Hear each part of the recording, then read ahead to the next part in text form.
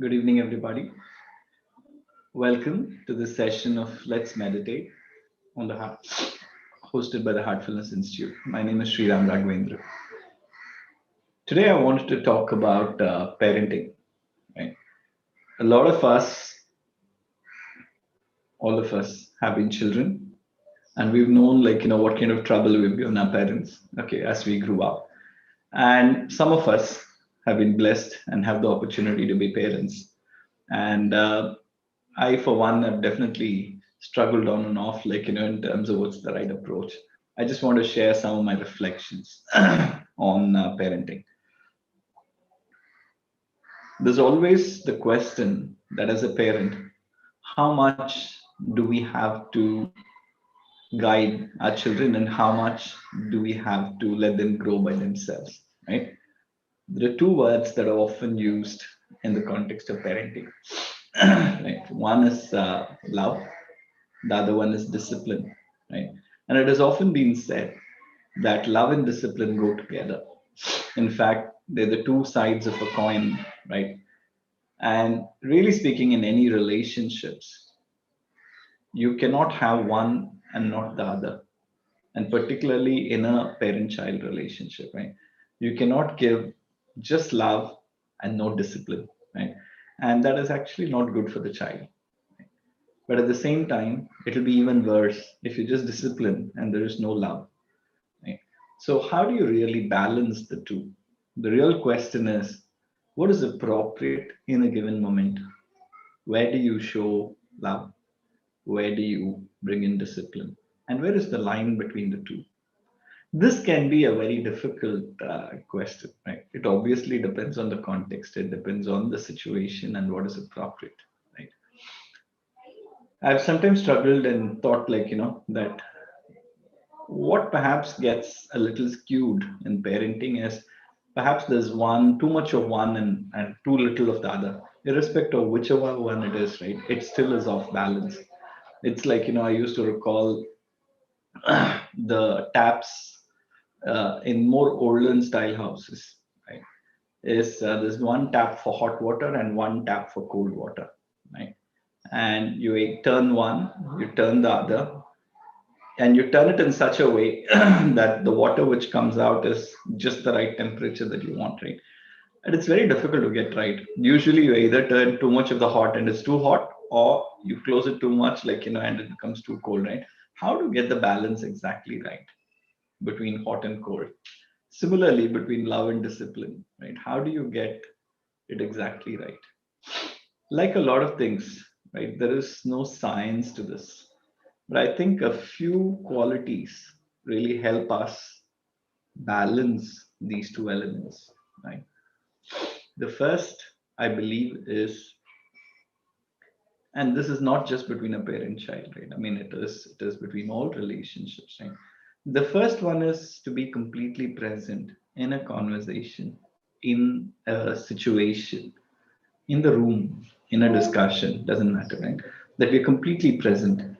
What does complete presence mean? Right? It means that we are mentally, emotionally, from an awareness perspective, we completely vested 100% in what is happening there, not being here and my mind being somewhere else, right? So that is to be completely present.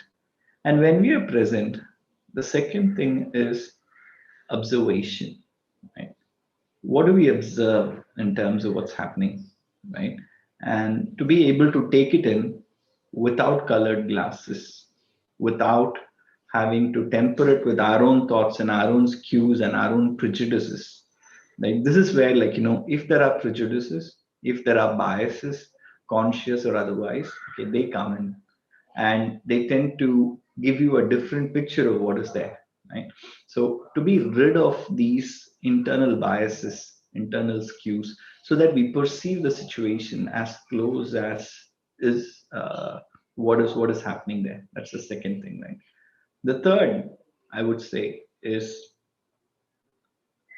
to be able to feel in some sense, right? Any decision is a combination of intellectual activity, rational thought, combined with a gut feel in terms of what is appropriate. And that is how all human beings make decisions, right? So in a situation, let's say a child is misbehaving, or like, not demonstrating the behavior that we feel is appropriate, right? And let's say whether it's something that you let go as if you didn't notice, or it's something that you have to say. And even when you have to say, what is your tone? How do you communicate? How do you connect with the child, right? And how you speak, how much you speak, right? A lot of it, like, is kind of almost happens subconsciously all the time, right? But when we are present, when we are there in the moment, right? And and with us being able to tune our inner resources, right? Being tuned in the sense, like, being in balance. And that's where, like, in the process of meditation, in the context of heartfulness, we have repeatedly been speaking about that heartfulness is nothing but a journey of inner transformation. Inner transformation towards what? Inner transformation towards being centered, towards being present, to be available in the moment, right? And not be elsewhere, to observe, to be able to feel and not just intellectually split hairs and make a decision, but to feel in terms of what's appropriate and to go ahead and act. Right? So it's really that fine tuning, okay, that really happens, okay, as we meditate. Why is that? Because as we meditate, the first thing that happens is, like, we learn how to be present, how we become aware. The second thing is we learn to clear away what I call those biases or mental colored glasses, right? And that is basically our mental chatter, our prejudices, okay, about the current, about any given person or a situation or whatever, right? This is what we do in the practice of cleaning, okay, that we do here in heartfulness, right? It progressively clears our field of consciousness, and in some sense expands this fields of consciousness, right? So that we not only present, but we're also unbiased, okay, in our assessment of a situation, right? And when the mind is calm, when you're tuned in to your inner resources, in some sense, we would say, when you're tuned into your heart, you are able to make the right decision, right? And let me not speak of this in the way that it's always about correcting a child or whatever. It's also about, like, what we do with ourselves in a given situation. Let me give you an example, right? So when my children were growing up, okay, they're already teenagers and beyond now. But when my kids were growing up, right, one of the very small, okay, habits that we were trying to inculcate in them is when they come from outside, they don't kick off their shoes or chappals, they leave it in a proper way before they enter the house, right? And many times they would kick it off, and me or my wife would gently tell them, like, dear, is this the way to do it? Please put it together, right? And I recall one day, right, that when we all came back, it was an extended shopping session, which we hadn't planned for. When we came, I was extremely tired, I was sloshed, right? I, for one, kicked off my chappals, right? And my daughter, very sweetly, said, Daddy, is this the way to kick off your shoes? And how we react in such situations, I think, determines a lot. Okay, determines a lot of whether they think we are authentic. They look at us with respect, or they look at us and say, like, huh, different rules for you, different rules for me, right? And this is where I think respect is either gained or lost, right? And sometimes we make excuses ourselves as parents, right? In that moment, when we should be able to control ourselves, okay, and control our actions and say that, let me do the right thing, right? Instead, if you say, heck, who are you to tell me, right? We've lost it. Okay, then why would they listen to you? I just recall that one day, when my daughter so sweetly said, Daddy, is this the way to keep your shoes? I recall that just in that moment, right? That instinctive moment, right? I mean, I happened to that day, I had the good sense to say, even though I was very tired, right? I went back, put my shoes together. I'm sorry, my dear, right? I shouldn't do this. Thank you for telling me, right? That one moment, I think, makes a huge difference, right? So always, right? I mean, parenting, I think it's not in terms of some big items, right? It is always in terms of how we handle ourselves, how we set an example, how we act in the moment, how the appropriate dosage, okay, of whatever instruction, if required at all, okay, should be given.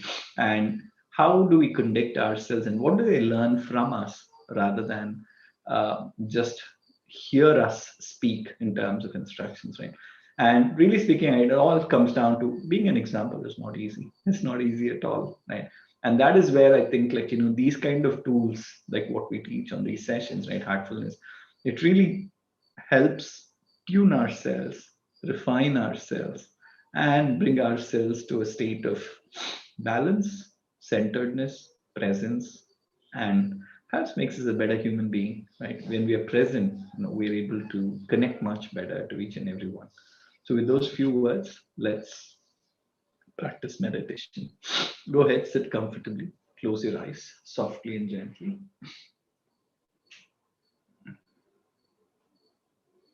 Take a moment to observe how you feel at this time.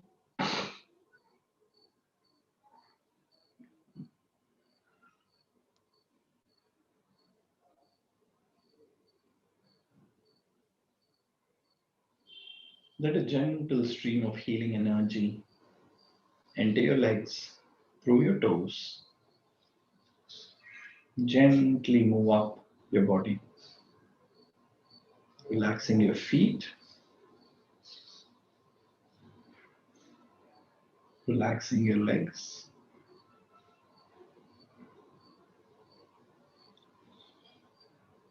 your body.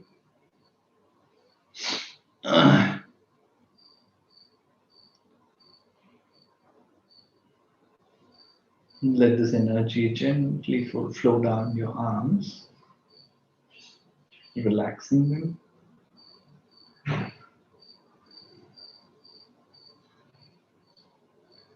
Relax your neck and face all the way to the scalp on your head.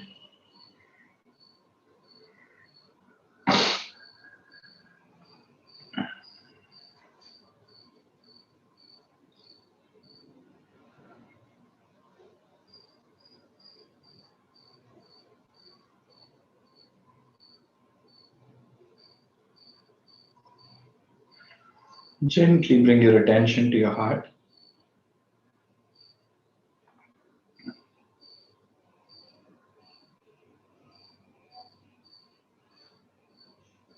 Make a soft suggestion that there is a source of divine light in your heart.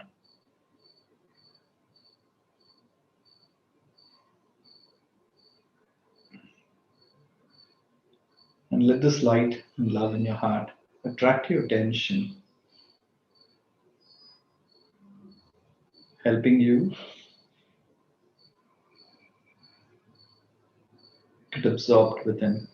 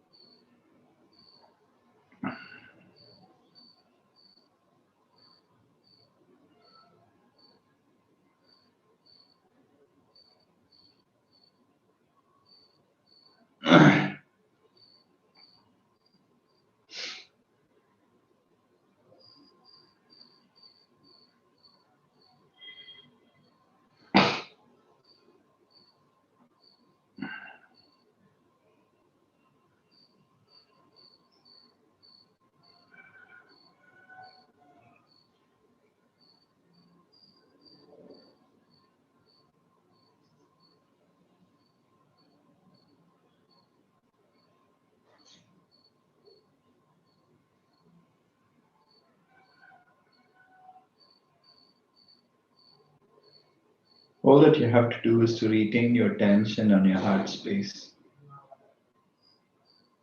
and just observe what is happening there.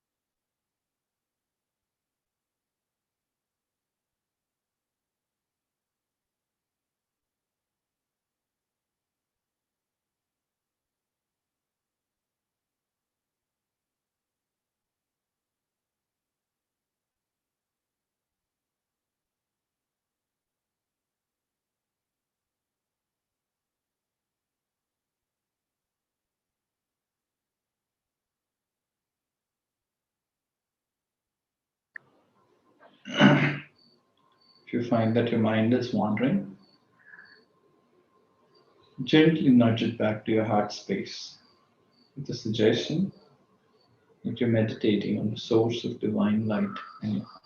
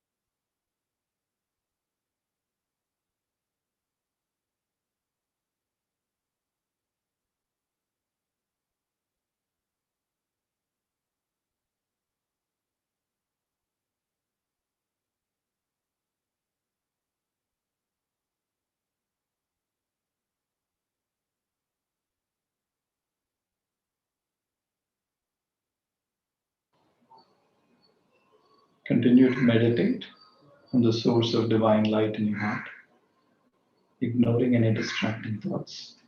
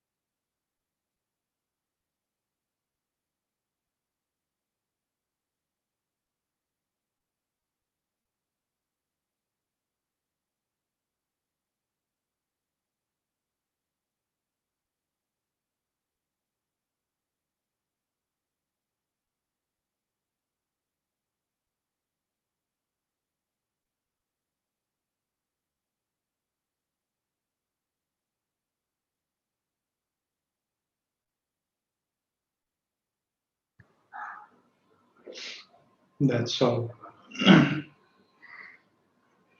Keep your eyes closed and try and observe how you feel at this time.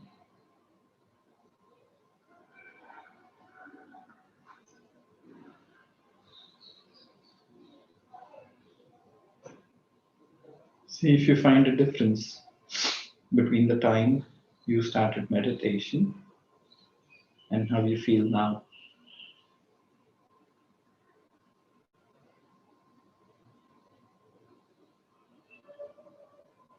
When you're ready, you may slowly and gently open your eyes.